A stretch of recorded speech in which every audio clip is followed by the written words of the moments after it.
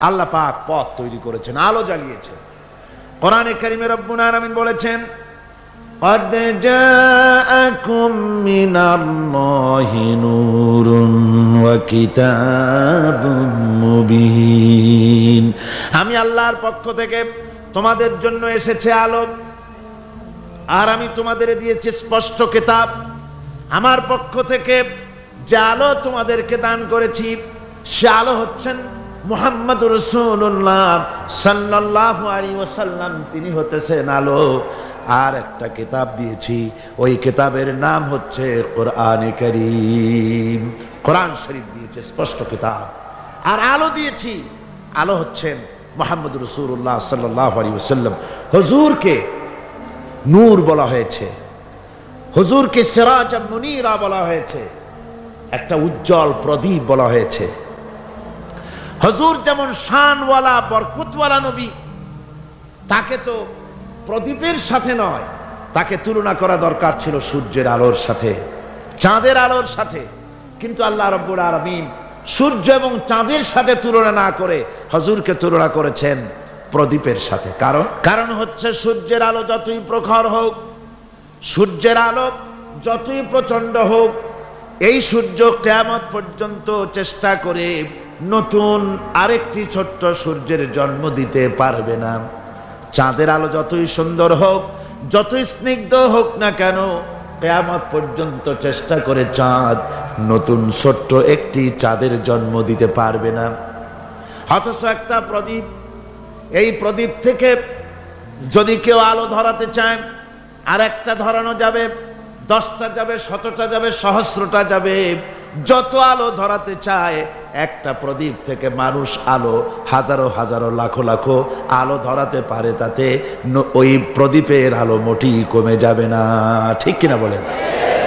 সুতরাং রাসূল পাক সাল্লাল্লাহু আলাইহি ওয়াসাল্লাম হচ্ছেন জ্ঞানের প্রদীপ। কিসের প্রদীপ? জ্ঞানের প্রদীপ। তার কাছ থেকে, আল্লাহ রাব্বুল আলামিনের কাছ থেকে এসেছে জ্ঞান। সেই জ্ঞান তিনি বিকিরণ করেছেন, বিতরণ করেছেন গোটা বিশ্ববাসীর জন্য। সুতরাং হেদায়েতটা আল্লাহর পক্ষ থেকে পয়গম্বরদের কাছে সরাসরি আসে, অন্যদের কাছে আসে না। এই পৃথিবীতে দার্শনিকরাও নেতা, রাজনৈতিক নেতারাও নেতা। যত নেতা আছে, দার্শনিক হোক আর রাজনৈতিক নেতা হোক, যত রকমের নেতা আছে, সমস্ত নেতারা কথা বলে মন মস্তিষ্ক দিয়ে, আন্দাজ এবং অনুমানের উপরে ভিত্তি করে অন্ধকারে ঢিল ছোড়ে। আর পয়গম্বরেরা আন্দাজের উপরে ভিত্তি করে, অনুমানের উপরে ভিত্তি করে কোনো কথা বলেন না, অন্ধকারে ঢিল ছোড়েন না। পর্যবেক্ষণ করে, চোখে দেখে, বিশ্বাসের ভিত্তিতে আল্লাহর পক্ষ থেকে যে কথা আসে, সেই কথাই দৃঢ়তার সাথে তারা পেশ করে থাকেন। নবীরা হচ্ছেন মাসুম। নবীরা কি? মাসুম, বেগুনাহ, তাদের কোনো গুনাহ নাই। আল্লাহ পাক তাদেরকে হেফাজত করেন। কে হেফাজত করেন? আল্লাহ সুবহানাহু ওয়া তাআলা। শয়তান হচ্ছে মোস্ট পাওয়ারফুল। শয়তানের এত বড় পাওয়ার, সে যে কোনো মুহূর্তে যে কোনো আলেম, যে কোনো পীর, যে কোনো সুফি, দরবেশ, হাজি, গাজী, যে কোনো ব্যক্তিকে ওয়াসওয়াসা দিতে পারে, প্রতারণা দিতে পারে, কিন্তু নবীদেরকে প্রতারণা দিতে পারে না। আল্লাহ পাক শয়তানের সব রকমের কুমন্ত্রণা এবং ওয়াসওয়াসা থেকে আল্লাহ পাক নবীদেরকে কি করেছেন? হেফাজত করেছেন। মানুষের জন্য আল্লাহ রাব্বুল আলামিনের সবচেয়ে বড় ইহসান হচ্ছে যে তিনি আমাদের জন্য নবী দিয়েছেন, হেদায়েত আমাদের দিয়েছেন নবীর মাধ্যমে। আর তাও আবার তিনি নবী দিয়েছেন মানুষের মধ্য থেকে। আল্লাহ পাকের এটা ইহসান যে তিনি নবী বানিয়েছেন সব মানুষদের, ফেরেশতাদের নবী বানান নাই। ফেরেশতা নবী হলে আমাদের জন্য সুবিধা হতো না। কি বলেন? ঠিক না? তার কারণ হলো, ফেরেশতারা পুরুষও না, নারীও না। তারা মানুষের সমস্যা বোঝেন না। তাদের কল নাই, কারখানা নাই, তাদের ক্ষেত খামার নাই, মহিষ গরু নাই, তাদের রাজনীতি নাই, তাদের ইলেকশন নাই, তাদের ভোটাভুটি নাই, তাদের কিছুই নাই। তারা শুধু আল্লাহ পাকের আজ্ঞাবহ বিরাট এক বাহিনী। তো তারা পুরুষও না, নারীও না। সুতরাং স্বামী স্ত্রীর মধ্যে যদি কোনো মনোমালিন্যর সৃষ্টি হয়, তাহলে তার মীমাংসা করা তাদের পক্ষে সম্ভব না। তারা কি করে জানবে যে স্বামী স্ত্রীর মধ্যে গন্ডগোল হয় কেন, আর তা মিটায় কি করে? কল কারখানা তাদের নাই, তারা শ্রম দেয় না, তারা কল কারখানার মালিকও না। সুতরাং শ্রমিকদের সাথে মালিকের বাধে কেন, আর মেটে কিসে, তাও তাদের বোঝার কথা না। তারা রাজনীতি করে না, তারা ইলেকশন করে না, তারা আল্লাহ পাকের আজ্ঞাবহ বাহিনী। মানুষকে রাজনীতি করতে হয়, সমাজ নিয়ে বাস করতে হয়। সুতরাং রাজনীতি করতে গিয়ে মানুষকে হরতালের ডাক দিতে হয়, ধর্মঘট করতে হয়, ভোটাভুটি করতে হয়, কত কিছু করতে হয়। ফেরেশতা যদি নবী হতো তো মানুষের প্রতি ইহসান হতো না। এই জন্য আল্লাহ রাব্বুল আলামিন মানুষের প্রতি সবচাইতে তিনি হচ্ছেন বড়, তিনি সবচাইতে ইহসানকারী, তিনি মানুষের প্রয়োজন বোঝেন। এই জন্য মানুষের জন্য তিনি যে নবী বানালেন, সমস্ত নবীরাই ছিলেন মানুষ। সমস্ত নবীরাই কি? সবাই জোরে সোরে বলেন, নবীরা কি ছিলেন? আল্লাহ পাক নবী দিয়েছেন, আবার মানুষ সৃষ্টি করে তার হেদায়েতের রাস্তা দেখিয়ে দিয়েছেন। আল্লাহ এমন কিছু সৃষ্টি করেন নাই যার চলার পথ দেন নাই, চলা শিখান নাই। সৃষ্টি করেছেন অথচ চলা শিখান নাই, এমন কিছুই সৃষ্টি করেন নাই। যেমন আল্লাহ রাব্বুল আলামিন চোখ সৃষ্টি করেছেন দেখার জন্য, চোখ দেখার কাজ করে, কান শোনার কাজ করে। পাখিকে সৃষ্টি করে ওড়ার মতো ট্রেনিং আল্লাহ রাব্বুল আলামিন দিয়ে দিয়েছেন। কে দিল? আল্লাহ রাব্বুল আলামিন। সুতরাং আল্লাহ শুধু সৃষ্টি করেন না, সৃষ্টি করেন, প্রতিপালন করেন, আর হেদায়েতের রাস্তাও তিনি বলে দেন। তাই এই পৃথিবীতে সাধারণ নেতাদের সাথে আর নবীদের সাথে বিরাট পার্থক্য সূচিত হয়েছে, যেহেতু নবীদের মাধ্যমেই আল্লাহ পাক মানুষের চলার পথের দিশা দিয়েছেন। দুনিয়ার সব নেতারা কথা বলেন মস্তিষ্ক দিয়ে, চিন্তা করে কথা বলেন। আর পয়গম্বরেরা, আল্লাহ রাব্বুল আলামিন বলেন, আমার সঙ্গে যদি দেখা করতে চাও, তোমাদের মধ্য থেকে কেউ যদি আমার সাথে দেখা করতে চায়, সে যেন ভালো কাজ করে, ভালো আমল করে, আর আমার ইবাদতের সঙ্গে কাউকে যেন শরীক না বানায়, তাহলেই আমার সঙ্গে কিয়ামতে দেখা হয়ে যাবে। জোরে বলেন সুবহানাল্লাহ। আল্লাহর সঙ্গে দেখা করতে হলে তার ইবাদত করতে হবে, গোলামি করতে হবে, এবং কাউকে শরীক স্থাপন করা যাবে না। এই গোলামি করতে হবে, ইবাদত করতে হবে কতদিন? আল্লাহ রাব্বুল আলামিন বলছেন, ওয়া'বুদ রাব্বাকা হাত্তা ইয়াতিয়াকাল ইয়াকিন। ইবাদত করো, গোলামি করো, যতক্ষণ পর্যন্ত নিশ্চিত সেই সময়টি এসে না যায়, তার মানে মৃত্যু পর্যন্ত আমার গোলামি করতে থাকো। মৃত্যু পর্যন্ত গোলামি হবে কার? আল্লাহ সুবহানাহু ওয়া তাআলা। সেই আল্লাহ পাকের গোলামি জীবনের সকল ক্ষেত্রে করতে হবে, মৃত্যু পর্যন্ত সব ক্ষেত্রে গোলামি হবে আল্লাহর। আল্লাহর গোলামি হচ্ছে আল্লাহ যা নিষেধ করেছেন তার থেকে ফিরতে হবে, আর যা আদেশ করেছেন সেগুলি মানতে হবে। যারা নিজেদের সৃষ্টির উদ্দেশ্য বোঝে না, আল্লাহর সামনে মাথা নত করার পরিবর্তে অহমিকতা করে, অহংকার করে, আল্লাহর সামনে মাথা নত করে না, ইবাদত করে না আল্লাহ, তাদের সম্পর্কে আল্লাহ রাব্বুল আলামিন বলছেন, ইন্নাল্লাযীনা ইস্তাকবিরুনা আন ইবাদাতি সায়াদখুলুনা জাহান্নামা দাখিরিন। যারা আমি আল্লাহর সঙ্গে অহংকার করে, আমার ইবাদত করে না, আমার গোলামি করে না, আমার সামনে মাথা নত করে না, অহংকার অহমিকতা করে যারা জীবন চালায়, আমি কিয়ামতের দিন তাদেরকে লাঞ্ছিত করব আর জাহান্নামে পাঠাবো। যারা আল্লাহর গোলামি করবে না, আল্লাহর ইবাদত করবে না, অস্বীকার করবে আল্লাহর গোলামিকে, অহমিকতা করে চলবে, তাদের জায়গা হবে কোথায়? জাহান্নামের মধ্যে। সুতরাং মানুষের মর্যাদা বাড়ে আল্লাহর গোলামিতে। মর্যাদা বাড়ে কিসে? আল্লাহর গোলামিতে। গোলামি করলেই মর্যাদা বাড়বে। এই জন্য আল্লাহ পাক কোরআনের মধ্যে, কোরআনে কারীমের মধ্যে সবচেয়ে মাহবুব, আল্লাহ পাকের মাহবুব বান্দাদের কথা যখন বলেছেন, তখন নাম নেন নাই, আব্দুন শব্দ ব্যবহার করেছেন, গোলাম বলেছেন, বান্দা বলেছেন। আমার বান্দা। বান্দা হচ্ছে মানুষের জন্য সবচাইতে বড় ডিগ্রি আল্লাহর পক্ষ থেকে। আলিম, উলামা, পীর, বুজুর্গ, সাহাবী, পেগম্বর, নবী, রসুল, সবচাইতে বড় খিতাব হচ্ছে আব্দ। আল্লাহর গোলাম হওয়া, আল্লাহর প্রিয় ডাক হচ্ছে আব্দ। মানুষকে আল্লাহ যাকে সবচাইতে বেশি ভালোবাসেন, যাদেরকে বেশি ভালোবাসেন, তাদেরকে আব্দ বলেছেন। কি বলেছেন বলুন? আব্দ। বান্দা। আল্লাহ পাক এই পৃথিবীতে সবচাইতে বেশি ভালোবেসেছেন কাকে? মুহাম্মদুর রাসূলুল্লাহ সাল্লাল্লাহু আলাইহি ওয়াসাল্লামকে। তাকে আল্লাহ পাক সবচাইতে বেশি ভালোবাসেন। এবার দেখুন আল্লাহ রাব্বুল আলামিন তার হাবিবকে কি নাম দিয়ে ডাকতেছেন? নাম নেন নাই, নবী এবং রাসূলও বলেন নাই। কোরআনে কারীমের ভিতরে রব্বুল আলামিন তার হাবিবকে আব্দ বললেন।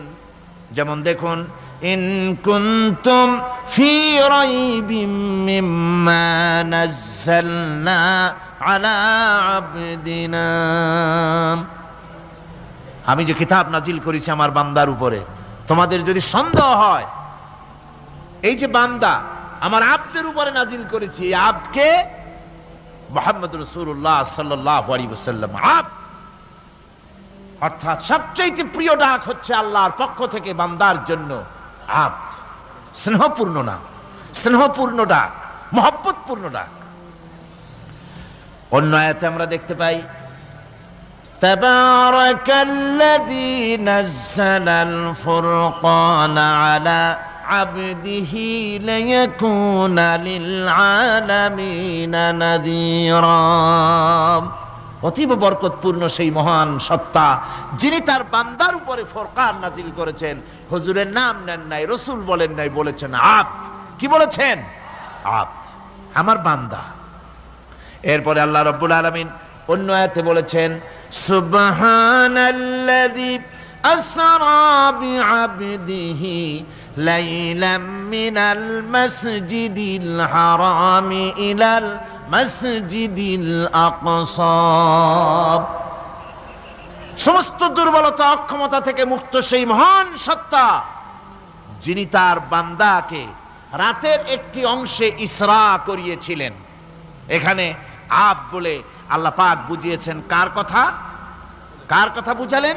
রাসূল করিম সাল্লাল্লাহু আলাইহি ওয়াসাল্লামের কথা, তার কথাই বুঝালেন। তিনি হচ্ছেন আব। সুতরাং আবদিয়ত, গোলামি, আল্লাহর গোলামি হলো জীবনের সবচাইতে বড় কথা। আল্লাহর গোলাম হওয়ার চাইতে বড় আর কিছু নাই পৃথিবীতে। আমরা হচ্ছে আল্লাহর গোলাম। জোরে বলেন আমরা কি? আমরা যে গোলাম, সে কথা বলতে মনে হয় কারো কারো একটু লজ্জা লাগে যে আমি চৌধুরী মানুষ বা অমুক একটা লোক, অমুক একজন সম্মানী লোক, গোলাম আমি, এটা বলা কি লজ্জার কথা। এরকম একটু মনে মনে কোনো অসুবিধা কারো হয় নাকি? জোরে কোন তো আমরা কি? কার গোলাম? সুবহানাল্লাহি বিহামদিহি, আল্লাহর গোলাম। আমরা এমন মহান সত্তার গোলাম, মহান সত্তার বান্দা যার সমকক্ষ এই পৃথিবীতে কেউ নাই, আকাশেও কেউ নাই। প্রচন্ড হযরত মুআজ বলছেন, আমি রাসূল করিম সাল্লাল্লাহু আলাইহি ওয়াসাল্লামের গাধার পৃষ্ঠে হুজুরের পেছনে বসা ছিলাম। হুজুর আমাকে জিজ্ঞেস করলেন, মুআজ তুমি কি জানো বান্দার উপরে আল্লাহর হক কি আর আল্লাহর উপরে বান্দার হক কি? কুলতু আল্লাহু ওয়া রাসূলুহু আ'লাম। বললাম আল্লাহ এবং তার রাসূল খুব ভালো জানেন। আমি কি করে জানবো? আল্লাহ এবং তার রাসূল খুব ভালো জানেন। قال حق الله على العباد ان يعبدوه ولا يشركوا به شيئا। বান্দার হক হচ্ছে আল্লাহর উপরে এই যে বান্দা গোলামি করবে আল্লাহর, ইবাদত করবে আল্লাহর, আর আল্লাহর সাথে কাউকে শরীক স্থাপন করবে না। এটা হচ্ছে আল্লাহর উপরে কার হক? বান্দার হক। আর আল্লাহর হক হচ্ছে বান্দার উপর কি? ওয়া হাক্কুল ইবাদি আলাল্লাহ আল্লাহ ইউআযযিবা মান লা ইউশরিকু বিহি শাইআ। বান্দার উপরে আল্লাহর হক হচ্ছে যে বান্দা আল্লাহর গোলামি করবে আর শরীক স্থাপন করবে না আল্লাহর সাথে, আল্লাহ তাকে শাস্তি দিবেন না। সুবহানাল্লাহি ওয়া বিহামদিহি। আল্লাহ তাকে আযাব দিবেন না, আল্লাহ তাকে শাস্তি দিবেন না। সুতরাং তাওহীদের আকীদা মজবুত হতে হবে। আখিরাতের কামিয়াবি এর উপরে নির্ভরশীল। আমরা যদি আখিরাতে কামিয়াবি চাই, কি বলেন, আখিরাতে কি আমরা জীবনের সফলতা চাই? জোরে বলেন সফলতা চাই।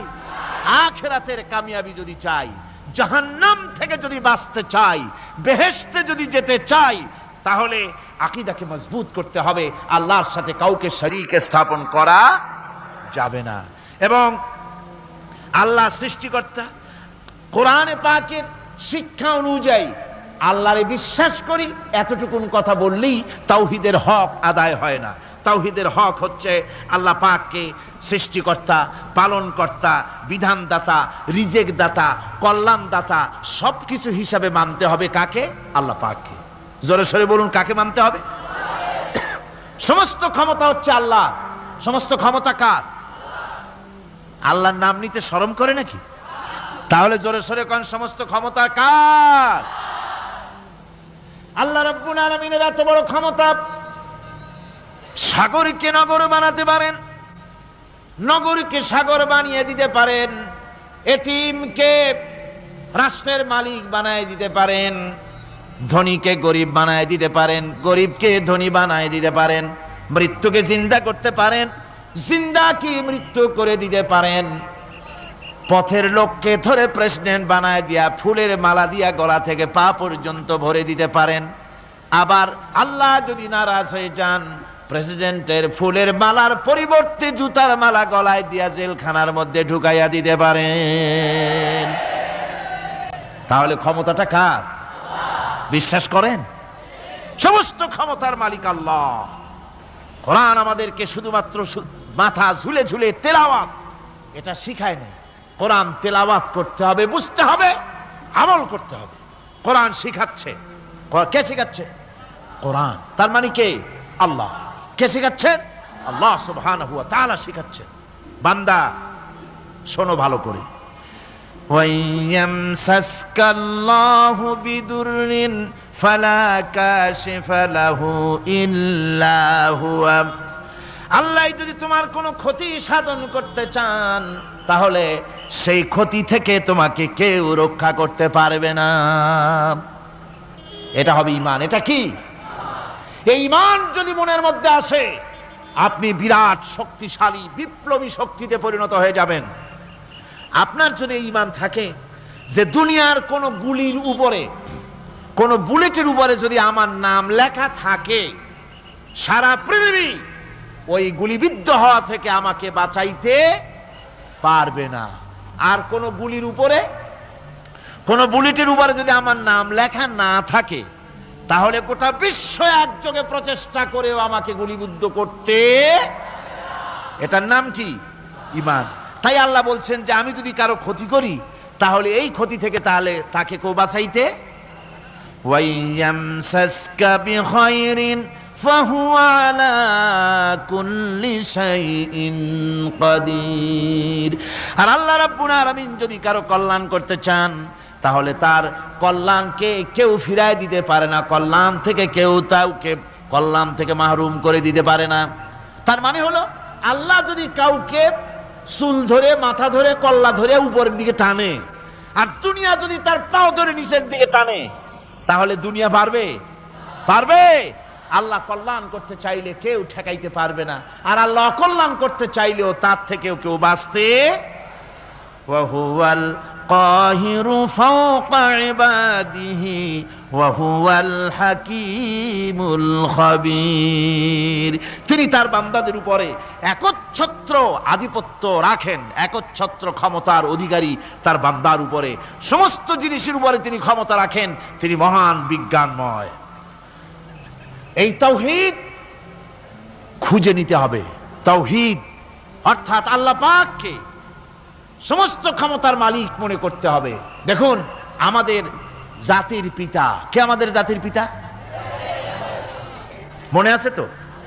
ভুল টুল করেন না তো? ভুল টুল করবেন না। আমাদের জাতি আত্মভোলা, মাঝে মধ্যে ভুল টুল করে বসে, আন্দাজে ভান্দাজে একটা বানায় বসে। আসলে জাতির পিতা মুসলমানদের কে? ইব্রাহিম আলাইহিস সালাম তাওহীদকে খুঁজছেন। এই কোরআন শরীফ আল্লাহ পাক বলছেন তাওহীদ তালাশ করতেছেন। কে স্রষ্টা? সর্বোচ্চ ক্ষমতার মালিক কে? হযরত ইব্রাহিম আলাইহিস সালাম তার এই তাওহীদ খোঁজার, তাওহীদ অন্বেষণ কাহিনীটাকে রব্বুল আলামিন কোরআনে কারীমের ভিতরে জায়গা দিয়ে দিলেন দুনিয়ার মানুষকে বোঝাবার জন্য, শোনাবার জন্য। ফালাম্মা জান্না আলাইহিল লাইলু রাআ কাওকাবান ক্বালা হাযা রাব্বী। তিনি রব সন্ধান করছেন, কে আমার স্রষ্টা? সর্বোচ্চ ক্ষমতার মালিককে, আইনদাতাকে, বিধানদাতাকে, স্রষ্টাকে, কে তিনি? তাকে খুঁজছেন। মনের ভিতরে ওই চিন্তা, মস্তিষ্কেই চিন্তা।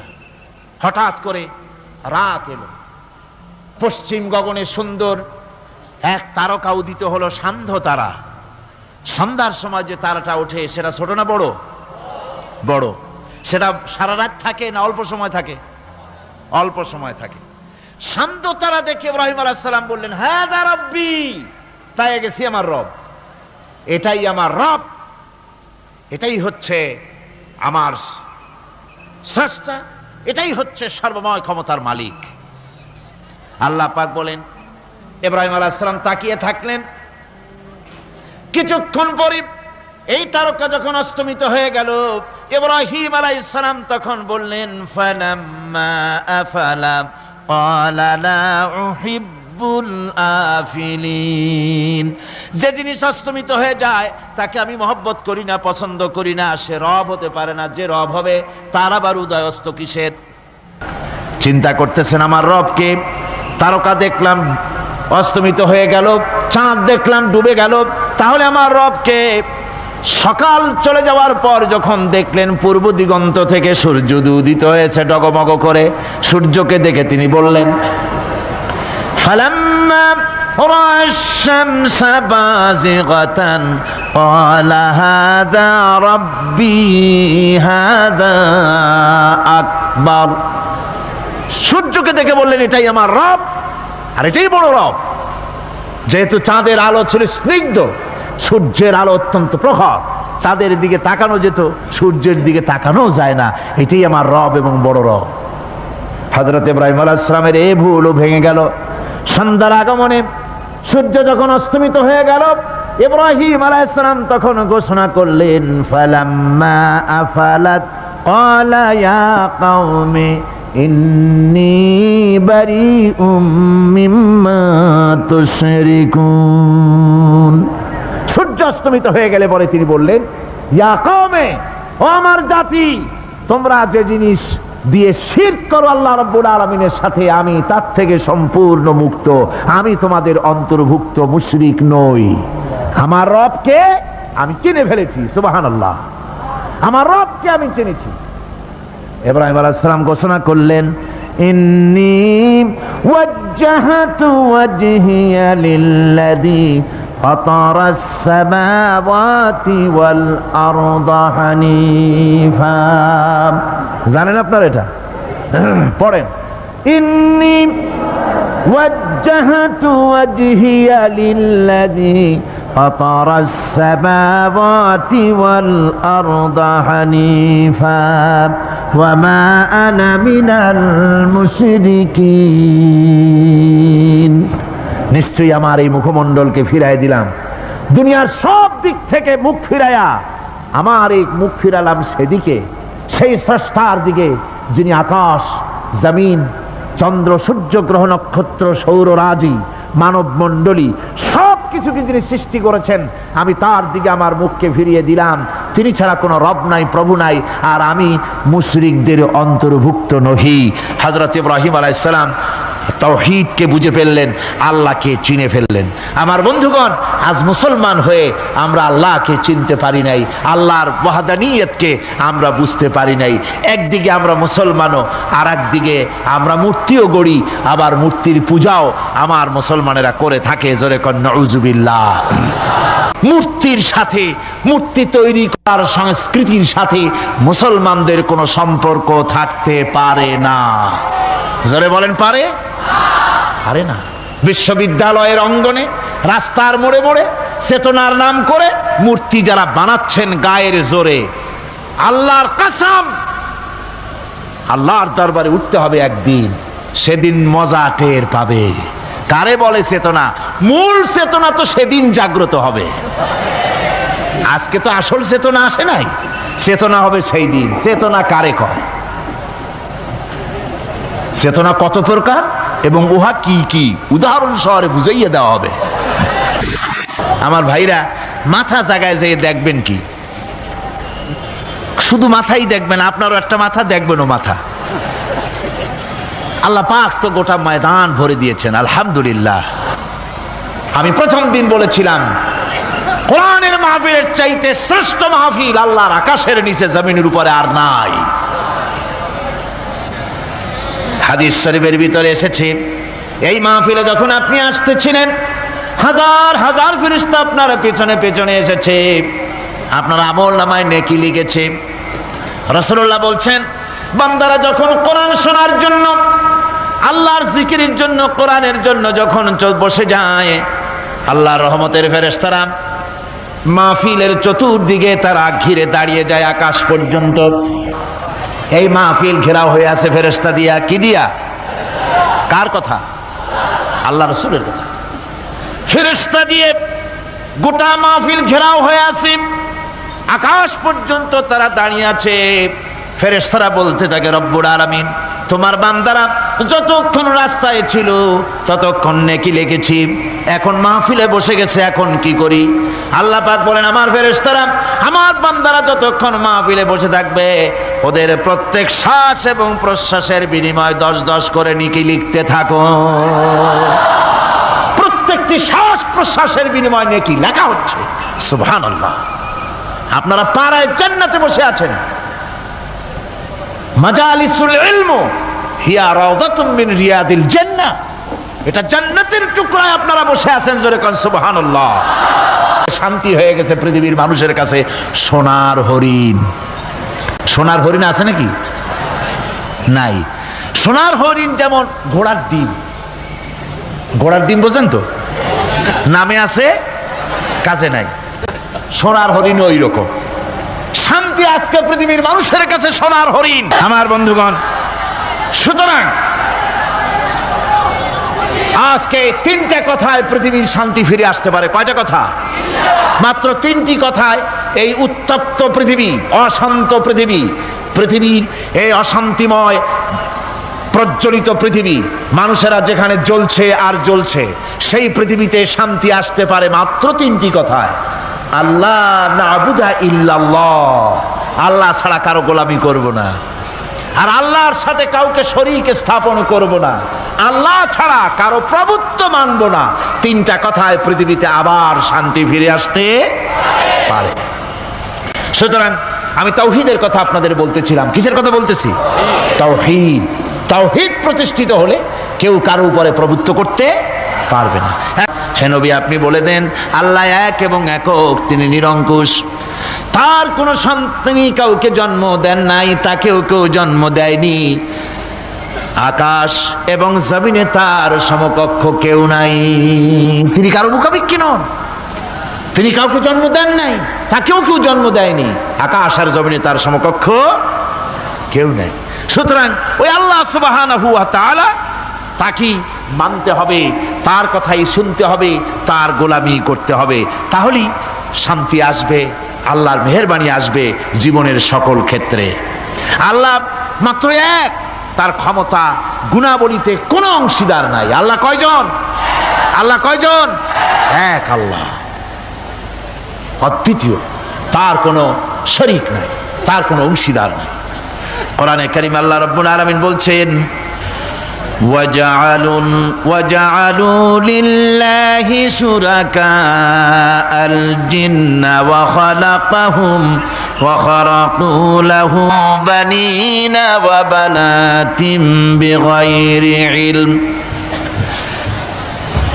একই কথা জানা সত্ত্বেও আল্লাহর সাথে শরীক বানায়ো না, আল্লাহর সাথে কাউকে অংশীদার বানায়ো না, তার কোনো ছেলে নাই মেয়ে নাই, অথচ তিনি সবাইকে সৃষ্টি করেছেন।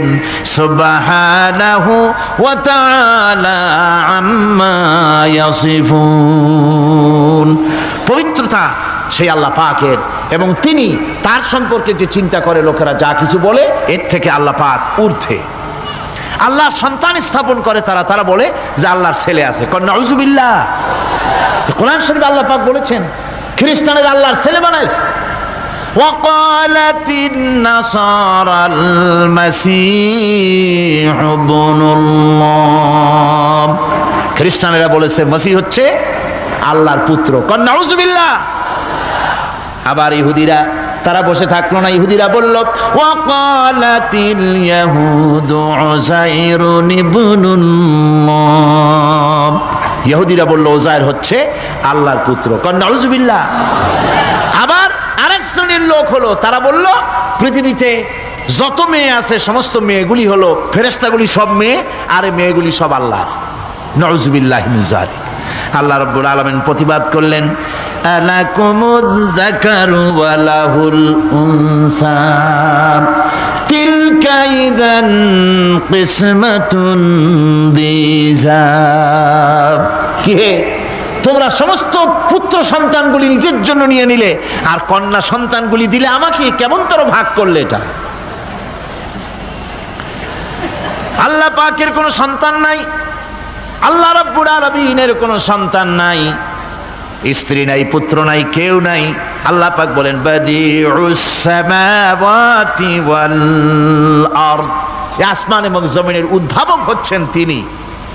আন্না ইয়াকুনু লাহু ওয়ালাদুন ওয়া লাম তাকুন লাহু সাহিবা, তিনি তো, তার সন্তান হবে কি করে? তার তো জীবন সঙ্গিনী নাই, তার তো স্ত্রী নাই। আল্লাহ বলছেন আমার তো স্ত্রী নাই, অথচ তোমরা আমার সন্তান বানাচ্ছ।